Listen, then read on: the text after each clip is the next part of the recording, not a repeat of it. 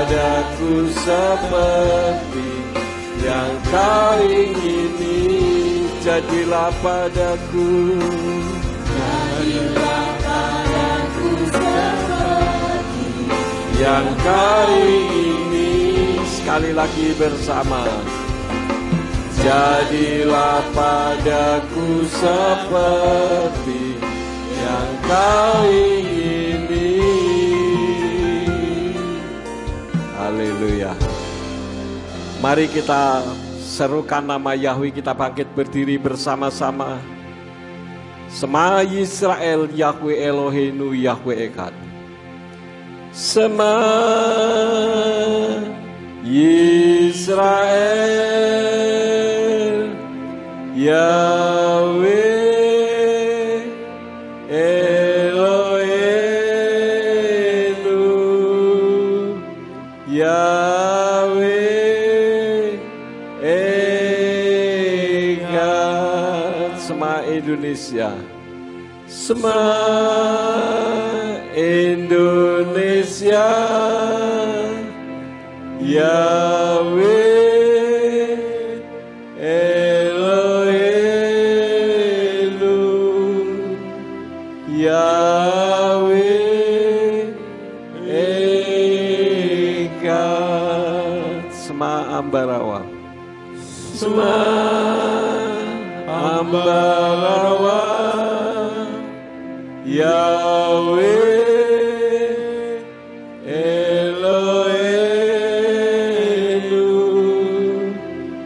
Yahweh Echad.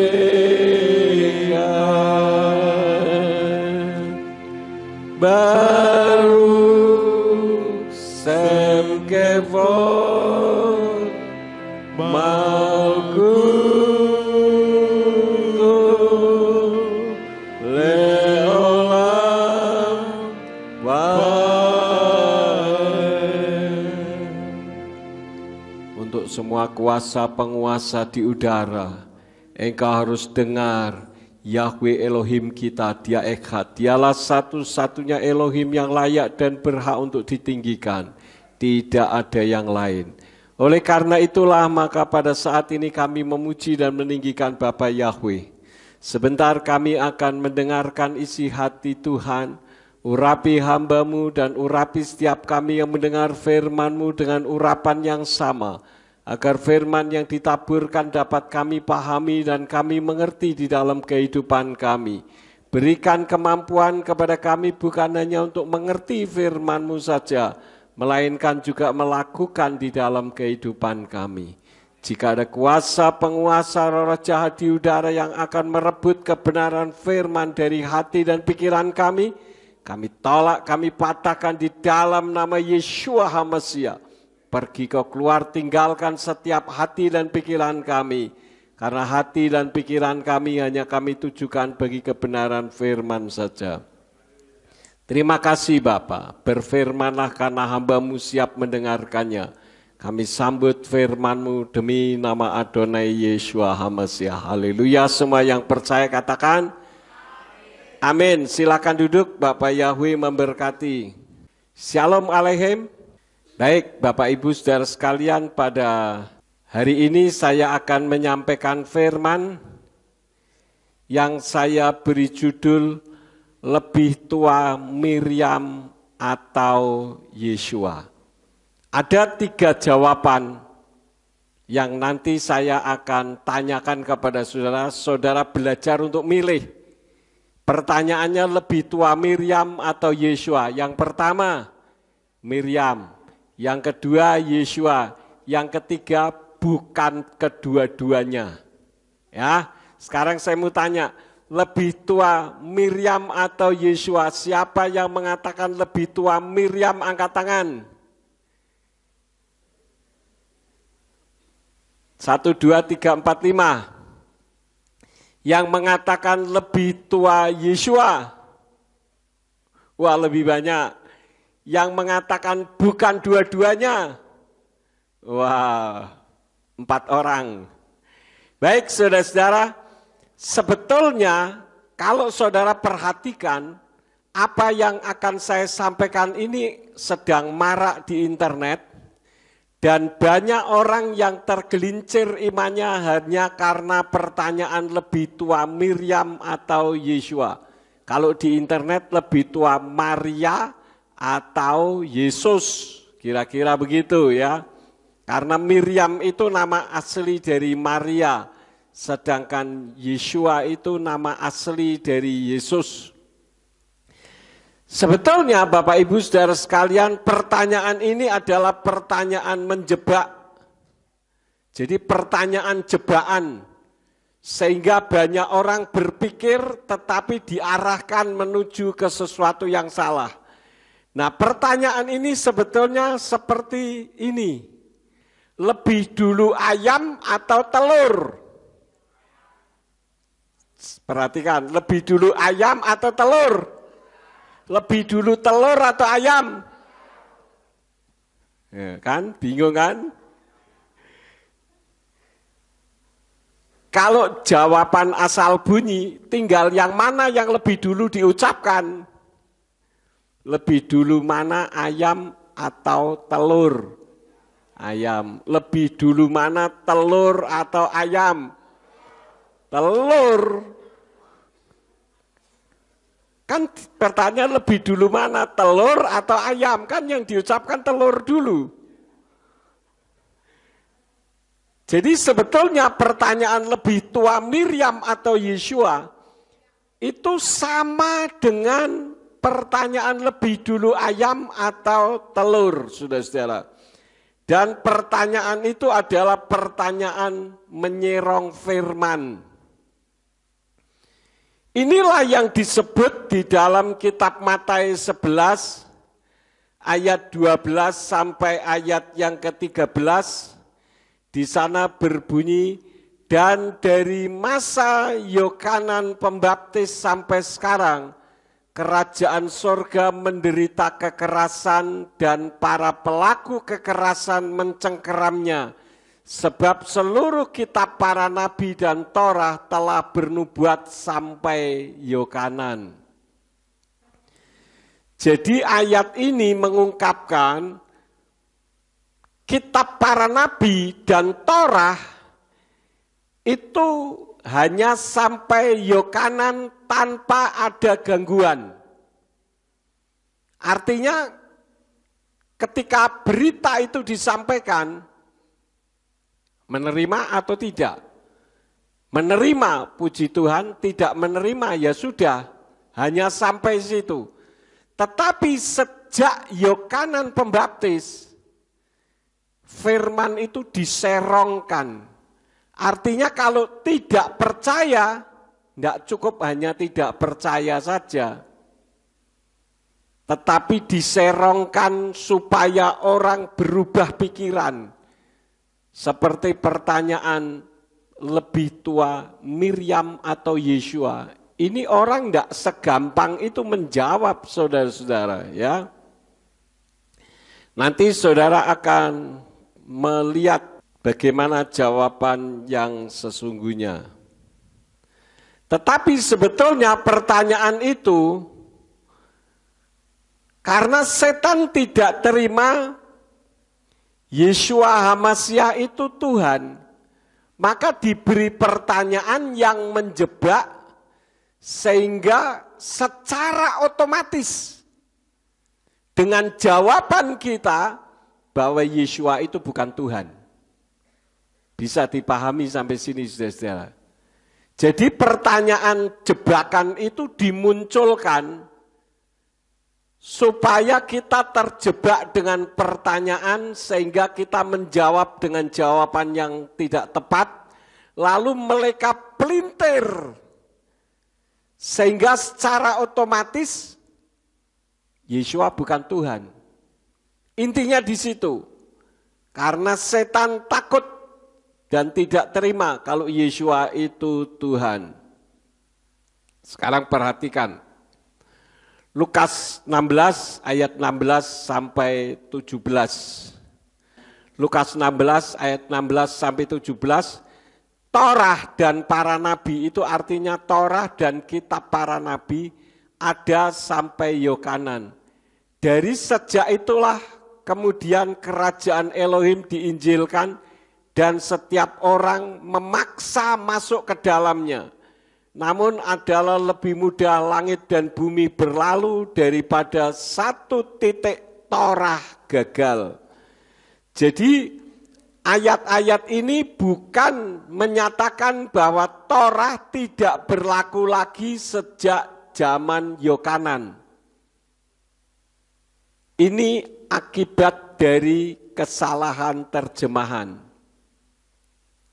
Nah, di dalam kitab berbahasa Ibrani, Bapak Ibu Saudara sekalian, Lukas 16 ayat yang ke-16 di sana berbunyi, Hatorah wehan fi'im at Yohanan, teku fatam umet hahi hekela besrat malkut ha Elohim, wekal israt akareha lispasba bekaska.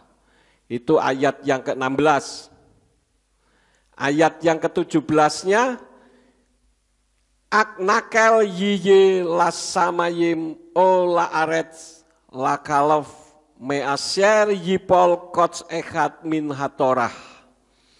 Kalau diterjemahkan, saudara-saudara, secara transliterasi tadi, bunyinya, Torah dan para nabi ada sampai Yohanan. Perhatikan tadi ayatnya ad Yohanan, ya. Bukan tidak berlaku sejak zaman Yohanan, tetapi di situ dikatakan ad, ini pakainya ayin sama dalet. Namun adalah lebih mudah langit dan bumi berlalu daripada satu titik Torah gagal. Kenapa saya katakan demikian sesuai dengan kitab berbahasa Ibrani? Karena ada pendeta yang salah pengertian sehingga mengatakan sekarang ini Torah sudah tidak berlaku. Torah itu hanya berlaku dalam perjanjian lama. Tetapi anehnya masih khotbah menggunakan perjanjian lama. Ini tidak konsekuen namanya. Nah, terjemahan Yayasan Lembaga Alkitab Indonesia itu terjemahannya salah. Di sana dikatakan di dalam Lukas 16 ayat 16 sampai 17 hukum Taurat. Nah, ini hukum Taurat. Torah dengan Taurat itu beda. Tetapi di dalam terjemahan Yayasan Lembaga Alkitab Indonesia, baik yang bahasa Ibraninya Torah maupun yang bahasa Ibraninya Taurat diterjemahkan dengan kata Taurat. Hukum Taurat. Jadi Torah itu artinya hukum atau pengajaran.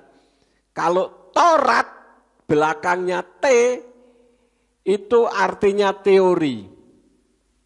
Teori itu seperti mitzvot, Talmud, dan banyak lagi macamnya. Saya sudah sering kali sampaikan kepada Bapak Ibu Saudara sekalian. Ya, saya baca sekali lagi. Hukum Taurat dan kitab para nabi berlaku sampai pada zaman Yohanes.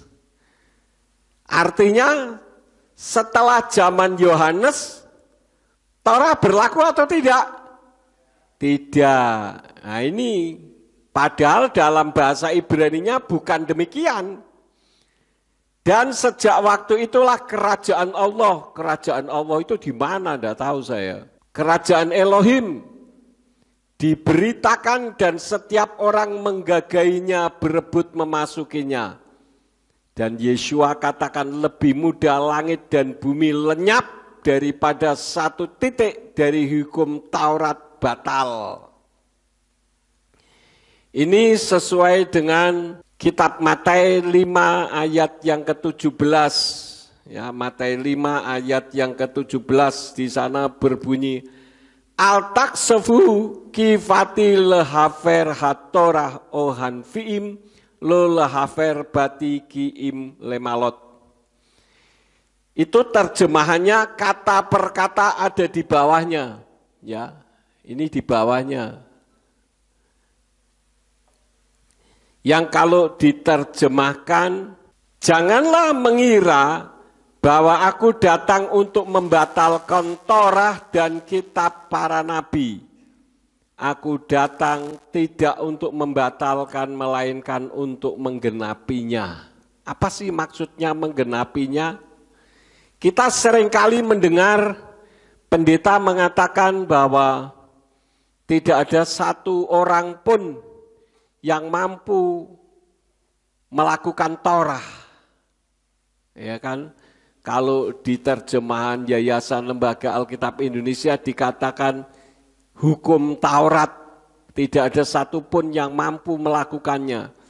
Tetapi dengan ayat ini dikatakan melainkan untuk menggenapinya, itu artinya Yeshua membuktikan dirinya mampu melakukan Torah.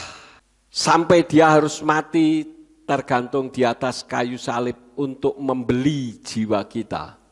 Kalau untuk orang Yahudi menebus, tapi kalau untuk goyim istilahnya bukan menebus karena kita goyim dan kita bukan miliknya bangsa pilihan Bapa Yahweh, tetapi kita dibeli dengan harga yang mahal yaitu nyawanya sendiri. Sampai di sini saudara bisa memahami? Halo? Jadi Torah masih berlaku atau tidak? Masih, Torah masih berlaku ya. Nah, sekarang kembali ke pertanyaan tadi antara Yeshua dan Miriam. Ya.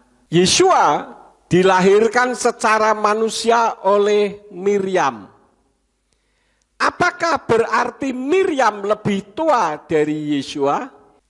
Ini pertanyaan menjebak karena jika dijawab lebih tua Miriam, maka secara otomatis ketuhanan Yeshua gugur. Artinya Yeshua bukan Tuhan karena lebih muda dari Miriam. Bisa dipahami saudara-saudara? Ya dong, kan pertanyaannya tadi lebih tua Miriam atau Yeshua? Kita jawab secara manusiawi tentu lebih tua Miriam. Tetapi kalau kita menjawab lebih tua Miriam, maka secara otomatis ketuhanan Yeshua gugur. Karena Tuhan kok lebih muda daripada manusia dan dilahirkan lagi. Kan begitu.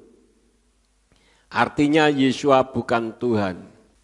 Pertanyaan itu jawaban yang benar adalah Yeshua tidak bisa disandingkan dengan manusia. Seperti gelap disandingkan dengan terang. Gelap dengan terang tidak bisa disandingkan. Karena begitu terang muncul, gelap sudah otomatis tidak ada. Artinya tidak bisa dibandingkan. Demikian pula antara manusia dengan Elohim. Ya. Karena Yeshua itu Elohim. Sedangkan Miriam itu manusia. Jadi kalau ada orang bertanya, saya sudah seringkali katakan, orang bertanya itu ada 3 motivasi. Yang pertama, memang tidak tahu sehingga bertanya supaya tahu. Yang pertama. Yang kedua, untuk menguji. Saya bertanya tujuannya untuk mengetahui apakah orang yang saya tanya ini pintar atau enggak. Kira-kira begitu. Nah yang ketiga itu pertanyaan yang menjebak. Di dalam kitab suci ada enggak pertanyaan yang menjebak? Halo? Ada. Contohnya, ketika ahli-ahli Torah dan orang Farisi menangkap seorang perempuan yang kedapatan berbuat zina, dikatakan apa? Menurut pendapatmu bagaimana dengan perempuan ini? Menurut hukum Mose, dia harus dirajam batu. Menurut kamu bagaimana? Ini pertanyaan menjebak. Kalau Yeshua katakan, ya sudah, rajam dengan batu. Maka Yeshua berarti tidak mengajarkan kasih. Ya. Tetapi kalau Yesua mengatakan jangan dong, berarti secara otomatis Yesua melanggar Torah. Ini pertanyaan menjebak. Lalu jawaban Tuhan apa? Oke, siapa di antara kalian yang tidak pernah berbuat dosa, dialah yang pertama kali melempari perempuan ini dengan batu. Ini jawaban yang bijaksana. Akibatnya apa? Masing-masing orang tertuduh. Loh, saya juga berbuat dosa. Pagi-pagi saya sebagai ahli Torah dan orang Farisi seharusnya ada di sinagog. Pagi-pagi sudah ngintip perempuan berbuat zina, berbuat dosa. Menurut Torah itu sudah dosa. Jadi secara otomatis memukul dirinya sendiri. Nanti saya akan buktikan bahwa antara Yesua dan Miriam tidak bisa disandingkan. Jadi Yesua yang berada di rahim Miriam dan dilahirkan itu dalam kapasitas sebagai pattern atau contoh pribadi sempurna seorang manusia dalam tanda petik.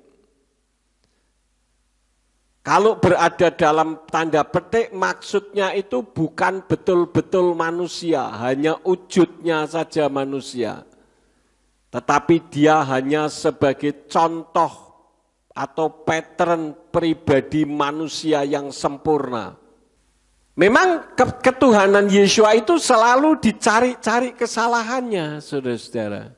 Jika eksistensi Yesua di bumi tidak dengan proses kelahiran seperti layaknya manusia, maka Yesua akan dianggap makhluk dari antah berantah dan tidak mewakili manusia. Tiba-tiba eng-ing-eng, jereng, muncul gitu saudara. Pertanyaan saya, bisa tidak Bapak Yahweh melakukan seperti itu? Sangat bisa. Tetapi orang pasti akan mengatakan, oh itu bukan Tuhan, itu makhluk jadi-jadian dari luar angkasa. Dari planet Mars mungkin atau dari planet Pluto. Bisa saja orang mengatakan demikian. Yang mewakili manusia dengan proses seperti manusia saja masih diragukan ketuhanannya. Apalagi dengan proses yang tidak lazim. Jadi ketika Bapa Yahweh turun ke bumi dalam wujud seperti manusia dari zigot yang ada di rahimnya Miriam sampai mati tergantung di atas kayu salib itu mewakili eksistensi atau keberadaan manusia. Ketika Yesua ada di rahim Miriam, dia mewakili zigot atau bayi-bayi yang ada di dalam rahim. Karena itu Yesua harus mati juga. Tuhan kok mati? Loh iya, Tuhan mati supaya dia menjadi Tuhan atas orang-orang hidup dan orang-orang mati. Artinya ketika kita nantinya mati, Tuhan kita ya tetap Yesua, karena Tuhan ada di dunia kematian. Bisa dipahami saudara-saudara. Ini yang tidak bisa dipahami oleh orang-orang yang tidak mengenal Tuhan. Karena teknik penciptaan kitab yang diyakininya dengan kitab kita itu berbeda. Kalau mereka meyakininya itu turun langsung. Sedangkan kita, semua kitab yang ada itu adalah tulisan kesaksian saksi hidup dan kesaksian para nabi tentang nubuatan kedatangan Yesua. Jadi karena Yesua itu dicari-cari kesalahannya yang bukan kesalahan sebetulnya, tetapi menurut manusia itu sebuah kesalahan. Tujuannya cuma satu, yaitu bahwa Yesua itu bukan Tuhan. Paham saudara-saudara? Sekarang pengakuan Yesua tentang dirinya. Pengakuan Yesua tentang dirinya. Di dalam kitab Injil Yohanes 8 ayat yang ke-58 diterjemahkan oleh Indonesian Literal Translation demikian. Yesua berkata kepada mereka, sesungguh-sungguhnya aku berkata kepadamu, sebelum Abraham ada, aku ada. Jadi sebelum Abraham ada di atas muka bumi ini, Yesua sudah ada. Tapi dalam bentuk bukan sebagai jasad dalam arti manusia berupa tubuh. Ngerti saudara-saudara? Jadi kalau dilihat dari usianya, Abraham hidup di atas muka bumi ini dengan Yesua ada di atas muka bumi ini bedanya 1500-an tahun kira-kira. Bagaimana mungkin manusia bisa hidup? Ya kan? Kemudian pengakuan ilham Ruach HaKodes, yaitu di dalam Ibrani 13 ayat yang ke-8 yang mengatakan Yesua HaMasiah tetap sama kemarin dan hari ini bahkan sampai selamanya. Itu Ibrani 13 ayat yang ke-8. Nah sekarang bukti bahwa Yesua tidak bisa disandingkan dengan manusia. Ya. Kita lihat di dalam kitab Matius 12 ayat 46 sampai 50. Saya akan baca, perhatikan kitab suci saudara. Dan sementara dia masih berbicara kepada kerumunan orang itu, tampaklah ibu dan saudara-saudaranya berdiri di luar seraya berusaha untuk berbicara kepadanya. Dan seseorang berkata kepadanya, lihatlah ibumu dan saudara-saudaramu, mereka berdiri di luar seraya berusaha untuk berbicara kepadamu. Namun sambil menanggapi dia berkata kepada yang telah berbicara kepadanya, siapakah ibuku dan siapakah saudara-saudaraku? Dan seraya merentangkan tangannya ke atas para muridnya, dia berkata, lihatlah ibuku dan saudara-saudaraku, sebab siapa saja yang melakukan kehendak Bapakku yang di sorga, dia adalah saudara laki-laki dan saudara perempuan dan ibuku.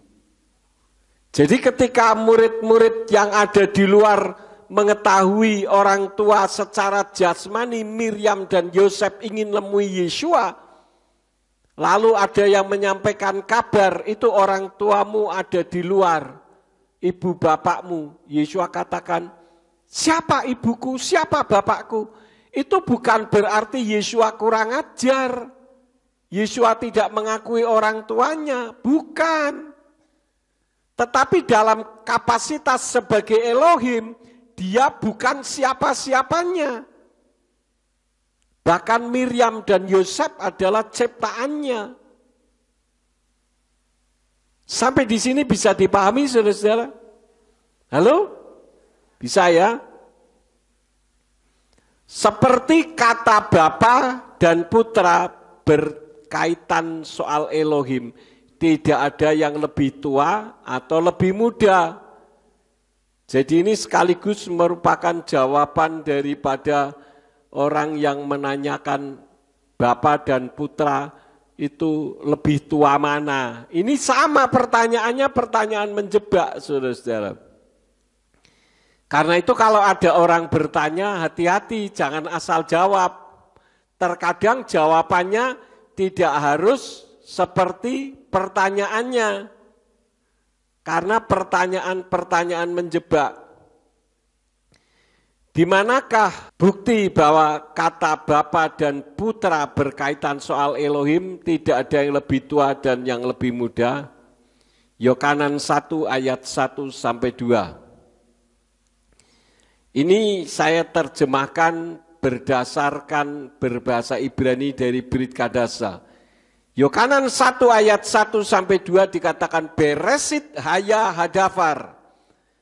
Haya et ha Elohim, wehu hadafar haya Elohim. Hu haya meros et ha Elohim. Yang artinya, pada mulanya ada firman itu. Dan firman yang ada itu bersama Elohim. Dan firman yang ada itu Elohim. Dia pada mulanya ada bersama Elohim. Jadi ada dengan adalah itu beda secara teologis, saudara-saudara. Kalau adalah itu sama dengan 1 ditambah 2 adalah 3, sama dengan 3. Jadi kalau pada mulanya adalah firman, artinya firman itu sama dengan adalah. Padahal yang benar pada mulanya ada firman itu. Beresit haya hadafar. Beresit pada mulanya haya ada hadafar. Dafar itu. Pada mulanya ada dafar itu. Jadi dafar yang ada itu bersama-sama dengan Elohim. Dan dafar itu atau hadafar yaitu Yeshua. Dia Elohim. Meskipun di dalam kitab Brit Kadasa lebih banyak Yeshua disebut Adonai, Adon, tetapi bukan berarti dia bukan Elohim. Ya. Kemudian Yohanan 10 ayat 30, Ani waha'af ekhat, aku dan Bapa satu. Jadi aku yaitu putra dan bapa itu satu. Artinya tidak ada yang lebih muda dan tidak ada yang lebih tua. Kemudian Kolose 1 ayat 16 sampai 17 saya baca dari Indonesian Literal Translation berbunyi demikian. Sebab oleh Dia segala sesuatu telah diciptakan. Nah ini, jadi Yeshua pun pencipta. Yang ada di dalam sorga dan yang ada di atas bumi, yang kelihatan dan yang tidak kelihatan, baik tahta-tahta atau para pemegang kekuasaan, atau penguasa-penguasa atau otoritas-otoritas, segala sesuatu telah diciptakan melalui Dia dan bagi Dia. Ayat 17, dan Dia sendiri ada sebelum segala sesuatu, dan segala sesuatu telah terkandung di dalam Dia. Ya. Kemudian satu lagi tadi sudah saya sampaikan di dalam Ibrani 13 ayat yang ke-8, Yeshua HaMashiach tetap sama kemarin dan hari ini bahkan sampai selama-lamanya. Maka Yeshua juga tersirat di dalam kitab Kejadian sebagai penyelamat manusia dan sama dengan Bapa. Bapa kan penyelamat manusia. Di dalam Yesayahu 43 ayat yang ke-11 dikatakan apa? Anoki, Anoki, Yahweh, we'en mibal adai Mosia. Akulah Yahweh, tidak ada juru selamat selain aku. Ya, nah, karena Yeshua itu juga Elohim, Dia adalah Bapa, maka Yeshua tersirat di dalam Kejadian, di dalam kitab Kejadian. Artinya Yeshua sudah ada sejak sebelum kitab Kejadian, yaitu sebagai penyelamat manusia sama seperti Bapa. Coba kita lihat Kejadian 4 ayat yang ke-15. Kalau dibaca di dalam kitab berbahasa Ibraninya di sana berbunyi Wayomer lo Yahweh laken kal horek hayim yukam wayasem Yahweh lekayin ot levilti. Perhatikan di situ menggunakan kata ot, ya. Ot. Kalau diterjemahkan bunyinya, Tuhan berkata kepada Kain, kalau diterjemahan kitab suci kita, Kain. Sebetulnya nama aslinya Kain. Oleh sebab itu setiap pembunuh Kain akan diberi akan dibalas 7 kali. Lalu Tuhan menempatkan tanda pada Kain supaya tidak ada yang membunuhnya. Ya, itu ada kata ot di situ. Nah, pertanyaannya, tandanya apa? Saya minta saudara yang karena sudah sering saya menyampaikan dalam bahasa Ibrani, coba kita mikir dulu tentang kata ot ini. Ot hurufnya apa? Alef, wetau. Alef, wetau itu sama dengan alfa dan omega. Pertanyaannya, siapakah alef, wetau itu? Wahyu 1 ayat yang ke-8, Yahweh sebagai tanda keselamatan. Wahyu 1 ayat yang ke-8 berbunyi, Anoki alef wetau ros wasyop neum Yahweh Elohim asher huwe haya wafa Elohi sevaot. Yahweh berfirman, aku adalah alef dan tau, permulaan dan penghabisan, yang ada dan yang telah ada dan yang akan datang, penguasa semesta. Jadi yang disebut alef wetau atau alfa dan omega ini di dalam ayat ini siapa saudara-saudara? Bapa Yahweh. Nah sekarang kita lihat lagi Wahyu 21 ayat yang ke-6, Wahyu 22 ayat yang ke-13, di situ bukan Yahweh tetapi Yeshua HaMashiach sebagai tanda keselamatan. Wahyu 21 ayat yang ke-6. Wa Yosef wa Yomer naesata anoki alef wetau rison wa akaron welat same eten miber mayim kayim kita kinam. Dan dia berkata kepadaku, sudah jadi, akulah alef dan tau, yang awal dan yang akhir, dan kepada yang haus aku akan memberikan dengan cuma-cuma dari sumber air kehidupan. Ini kalimat yang ini, ya, ini di situ dikatakan kepada yang haus aku akan memberikan dengan cuma-cuma dari sumber air kehidupan. Ini perkataan siapa? Perkataan Yeshua. Ya, nanti saya akan tunjukkan perkataannya. Sekarang kita lihat Wahyu 22 ayat 13. Di sana berbunyi, Anoki alef wetau rison wa akaron ros wasof.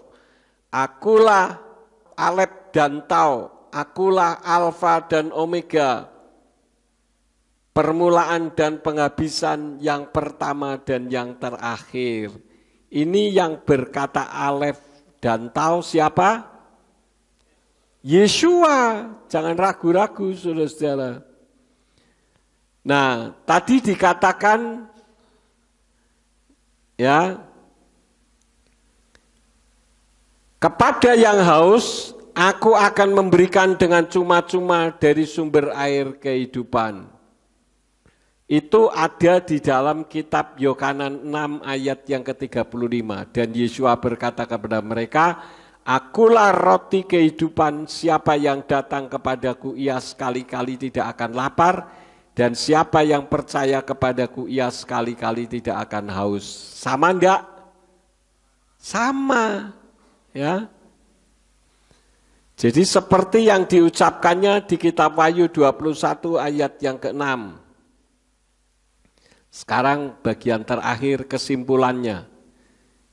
Yang pertama, Yeshua yang adalah Elohim tidak bisa disandingkan dengan Miriam yang adalah manusia. Jadi jangan menjawab lebih tua Miriam atau menjawab lebih tua Yeshua. Jawaban itu tidak tepat dan itu mengacaukan keilahian Yeshua HaMashiach. Kalau kita menjawab lebih tua Yeshua, masa yang lebih tua kok dilahirkan oleh yang lebih muda? Masuk akal atau tidak? Tidak. Jadi jawabannya bukan Yeshua yang lebih tua, bukan Miriam yang lebih tua. Jawabannya Yeshua yang adalah Elohim tidak bisa disandingkan dengan Miriam yang adalah manusia. Itu yang pertama. Kesimpulan yang kedua, seperti Bapa dengan Putra dan terang dengan gelap juga tidak bisa disandingkan. Karena itu ada ayat yang mengatakan tidak mungkin terang bersatu dengan gelap.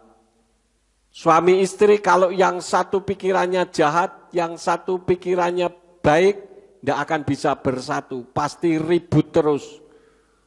Orang Jawa bilang gebrek siang dan malam. Ribut siang dan malam. Kesimpulan yang ketiga, Yeshua itu Yahweh, sama-sama Alef dan Tau, sama-sama juru selamat sejak kitab Kejadian. Saat manusia mulai jatuh dalam dosa dan Kain membunuh Habel, itu Yeshua memberikan tanda di dahinya, Alef Wetau, sehingga tidak ada orang yang membunuh. Artinya apa? Saudara dan saya, kita ini adalah orang-orang berdosa yang seharusnya kita mati binasa.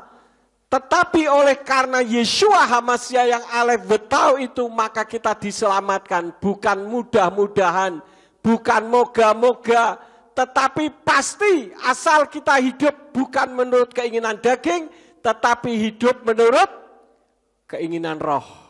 Roma 8 ayat 1 yang lengkap isinya. Jadi kalau saudara beriman kepada Bapa Yahweh di dalam nama Adonai Yeshua HaMashiach dan Ruach HaKodes, itu iman yang sudah benar. Jangan mau digoyahkan dengan pertanyaan-pertanyaan. Ya. Nanti hari Jumat saya akan membawakan tentang perubahan firman. Bukan pemulihan firman, tapi perubahan firman. Saudara dengar nanti hari Jumat. Ya, ini juga jebakan juga, saudara-saudara. Karena itu kita harus hati-hati. Makanya Injil sudah diserongkan supaya orang terserong. Kalau rel kereta api itu tadinya lurus, sinyalnya diubah ke kanan atau ke kiri. Karena orang dibawa ke alur mereka. Karena itu bagi saudara yang mungkin saat ini sedang punya masalah, saudara sedang menghadapi tantangan, jangan tinggalkan Tuhan. Karena saudara sudah berada di iman yang paling benar. Kalau orang tanya apa Pak Yakub sudah menyatakan bahwa apa yang disampaikan paling benar, saya katakan yes, ya, dengan mantap. Karena saya mengambil dari kitab berbahasa Ibrani, bukan kitab terjemahan. Karena itu apapun yang terjadi jangan goyah karena Tuhan menyertai hidup kita. Firman Elohim katakan dia menyertai sampai akhir zaman, sampai kesudahan zaman. Amin buat firman Tuhan. Ya, kita akan akhiri ibadah kita. Mari kita bangkit berdiri bersama-sama. Kita tutup di dalam doa.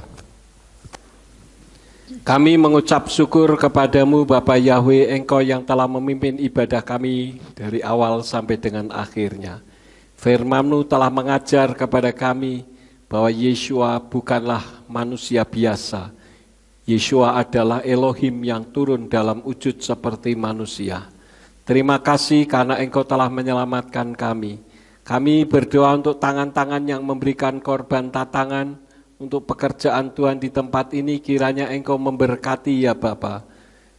Engkau kembalikan dengan berlipat kali ganda. Demikian pula untuk pemain musik yang melayani Engkau, semua baik singer, song leader dan sebagainya, Engkau pakai semakin hari semakin heran.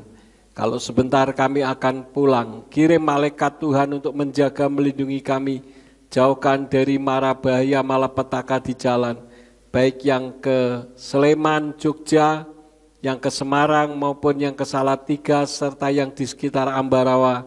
Engkau memberkati perjalanan pulang mereka.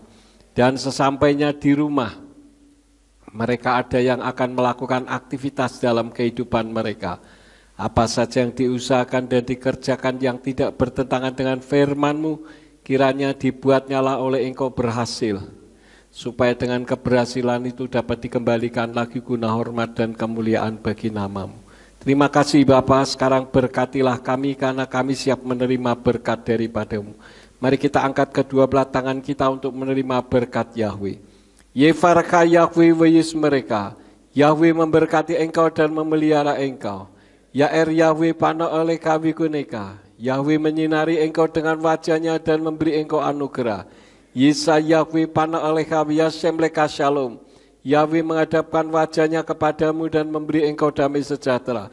Diberkatilah engkau di kota dan diberkatilah engkau di ladang. Diberkatilah buah kandunganmu, hasil bumimu dan hasil ternakmu, yakni anak lembu sapimu dan kandungan kambing dombamu. Diberkatilah bakulmu dan tempat adonanmu. Diberkatilah engkau pada waktu masuk dan diberkatilah engkau pada waktu keluar. Sekarang pulanglah dan terimalah berkat. Kasih Bapa Yahweh Sang Pencipta, kasih karunia Adonai Yeshua HaMasiah Sang Pembeli jiwa, dan Ruach HaKodes menyertai saudara sekalian sampai Maranatha. Adonai Yeshua HaMasiah datang kembali untuk yang kedua kali dan mengangkat kita semua. Haleluya.